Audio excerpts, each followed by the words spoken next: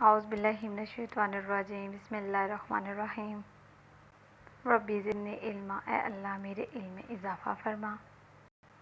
السلام علیکم ورحمۃ اللہ وبرکاتہ۔ دار ارقم اسکول غوری ٹاؤن میں خوش آمدید۔ آج کی اس ویڈیو میں ہم کلاس 2 کی اسلامیات کو پڑھیں گے۔ آج کا ہمارا ٹاپک ہے بڑوں کا ادب، با ادب با نصیب۔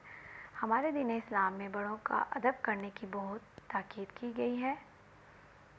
ہم گھر میں ہوں یا بازار میں، مسجد میں ہوں یا اسکول میں، ہمیں ہر جگہ اپنے سے بڑوں کا ادب اور احترام کرنا چاہیے۔ نبی کریم صلی اللہ علیہ وسلم نے ارشاد فرمایا، میری امت کے بوڑھے کی عزت کرنا میری عزت کرنا ہے۔ حضرت علی کا قول ہے، اگر تم بادشاہ ہو تب بھی اپنے والد اور استاد کی تعظیم کے لیے کھڑے ہو جاؤ۔ کسی کی پہچان علم سے نہیں ہوتی بلکہ ادب سے ہوتی ہے، کیونکہ علم تو ابلیس کے پاس بھی بہت تھا لیکن وہ ادب سے محروم تھا۔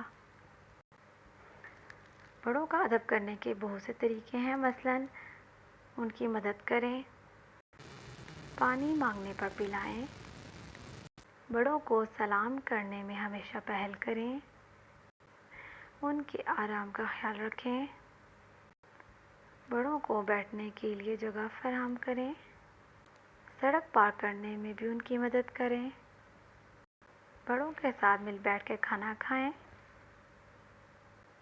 امید ہے بیٹا آپ کو آج کا ٹاپک اور آج کی نصیحت سمجھ میں آ گئی ہوگی، اور میں آپ سے امید کرتی ہوں کہ آپ اس پر عمل بھی کریں گے۔